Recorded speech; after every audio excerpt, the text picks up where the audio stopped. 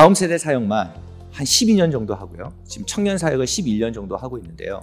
부흥하는 프로젝트, 그리고 성공하는 프로젝트, 그리고 기억에 남는 프로젝트, 가치를 만들어낼 수 있는 프로젝트, 그 프로젝트에는 항상 이게 들어가 있습니다.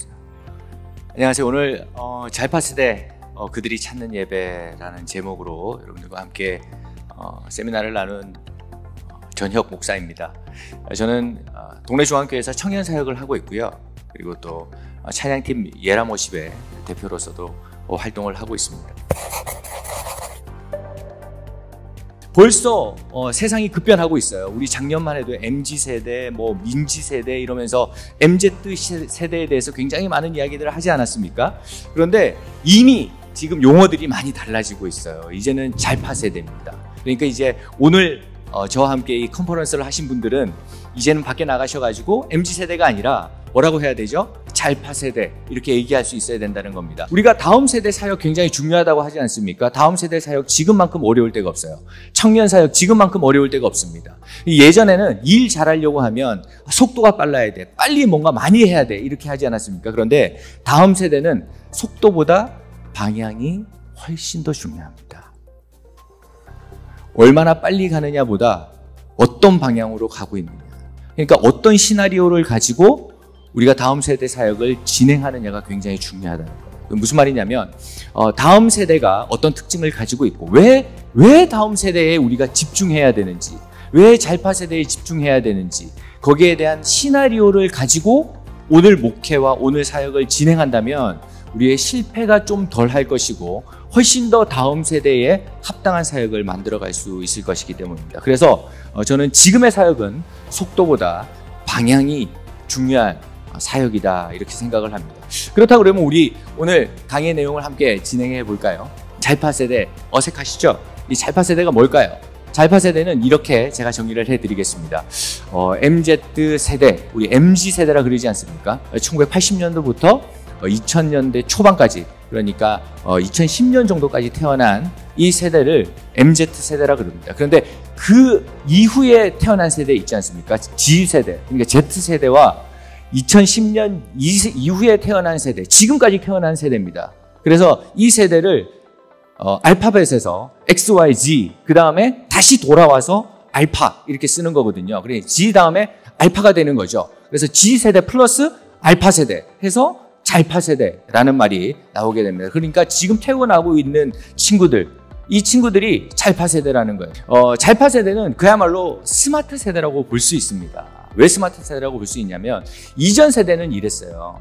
살아가면서 디지털을 처음 경험한 겁니다. 그러니까 5살 때, 3살 때, 4살 때, 10살 때, 20살 때 디지털이라는 것을 처음 경험한 세대. 그래서 디지털 퍼스트 이렇게 얘기를 합니다. 그러니까 아날로그도 알고 있고 아날로그에서 살아가다 보니까 디지털이 나왔네 하면서 디지털을 처음 경험한 거예요. 그래서 이 세대를 디지털 퍼스트라고 그럽니다. 그런데 잘파 세대는 달라요. 잘파 세대는 태어날 때부터 디지털이었어요. 태어날 때부터 이미 스마트폰이 있는 상황 속에서 얘네들이 태어난 거야. 그러니까 얘네들은 아날로그를 잘 몰라요. 그래서 이 세대는 디지털 올리 디지털 세대 이렇게 부릅니다. 그래서 이슈가 있었죠. 영국에서 일어나는 이슈인데 우리 애 태어나면 처음에 무슨 말 해야 되죠? 아빠 또는 엄마 이래야 되지 않습니까? 아빠, 엄마 이렇게 해야 되는데 영국에서 무슨 일이 있었냐면 애가 태어나가지고 애가 첫 번째 부모에게 한 얘기가 엄마가 아니라 아빠가 아니라 하하하가 아니라 호호호가 아니라 알렉사, 애가 이렇게 불렀다는 거예요. 부모가 너무 놀란 거예요. 찾아보니까 이게 뭐냐면 아마존에서 만든 AI의 이름이었던 거예요. 그러니까 이 아이가 태어나자마자 알렉사를 너무 많이 들은 거예요. 그래서 이 아이가 첫 번째로 했던 말이 알렉사. 그 세대가 바로 잘파 세대라는 겁니다. 여러 가지 생각이 들죠. 이 잘파 세대가 활동해야 되는, 그리고 잘파 세대가 활동하고 있는 지금 한국교회의 현실은 어떨까요? 한국교회 신뢰도 변화를 한번 조사해 봤습니다. 우리 신뢰도가 그렇게 높지 않거든요. 2020년도만 해도 한 31% 정도 됐어요. 그러니까 교회 밖에서 교회를 보는 신뢰도입니다. 교회 어느 정도 신뢰할 수 있는가? 한 31% 정도가 교회를 신뢰했습니다. 그런데 2023년 3월, 올해 3월에는 10%나 급감한 걸 볼 수가 있어요. 그러니까 거의 뭐 한 3년 만에 10%가 급감했으니까 앞으로의 한국교회의 신뢰도 걱정될 수밖에 없는 그런 현실인 것 같아요. 이건 종교 호감이랑도 관련이 많거든요. 불교가 한 66%를 웃도는 호감도를 가지고 있습니다. 이건 신뢰도가 결국 호감도로 연결이 되는 거예요. 천주교가 한 65% 정도입니다. 기독교는 얼마인 줄 아십니까? 종교 호감도가 25%밖에 되지 않아요. 그 중에서도 종교 호감도, 기독교 호감도가 가장 낮은 연령이 어디냐? 19세에서 29세. 얘네들이 잘파 세대예요. 그러니까 우리의 자녀 세대 있지 않습니까? 이 우리의 자녀 세대는 기독교에 대한 호감도가 굉장히 낮다. 이렇게 봐도 틀리지 않다는 겁니다. 이게 종교별 이미지로도 연결이 됩니다. 잘파 세대가, 그리고 우리나라 사람들이 불교를 볼 때 뭐라고 보냐면 이렇게 보는 경향이 참 많아요. 포용적인, 친근한, 이렇게 보는 경우가 많습니다. 근데 천주교는 또 뭐라고 보냐면 이렇게 봐요. 진정성 있는, 이 도덕성 있는, 공감할 줄 아는, 이렇게 봐요. 근데 기독교는 뭐라고 보는지 아십니까? 우리의 이미지인데 밖에서 우리를 보는 이미지예요. 세속적인, 위선적인, 물질적인. 이런 종교 호감도는 결국 교회 학교 인원, 다음 세대의 출석률과 직결하게 됩니다. 무슨 말이냐면 우리나라 교회 학교 인원인데요. 정말로 출석하는 숫자가 20명이 되지 않는 교회가 45%입니다. 거의 50%가 20명도 다음 세대 교회 안 나오지 않는 거예요. 이 그래프들을 조사하면서 제가 이런 생각을 한번 해봤어요. 하나님께서 우리에게 맡기신 사명이 있을 거 아닙니까? 그 사명 중에 가장 중요한 사명을 하나 들라면 신앙의 선조들로부터 받아 내려온 그 신앙의 유산을 다음 세대에게 잘 물려주는 것. 이게 하나님께서 우리에게 맡기신 가장 큰 신앙의 사명 중에 하나일 것인데, 정말 이런 상황 속에서 우리는 과연 어떻게 우리의 사명을 잘 완수할 수 있을까? 믿음의 유산을 어떻게 잘 물려줄 수 있지? 이런 고민에 잠시 빠지게도 됐습니다. 여러분들, 다음 세대 한국교회의 미래, 한국교회의 미래는 누구에게 달려 있을까요? 한국교회의 미래는 결국 잘파 세대에 달려 있습니다. 한국교회의 미래가 잘파 세대에 달려 있다고 말해도 과언이 아닐까요? 잘파 세대가 결국 우리나라 인구의 거의 대부분을 차지하게 될 것이기 때문입니다.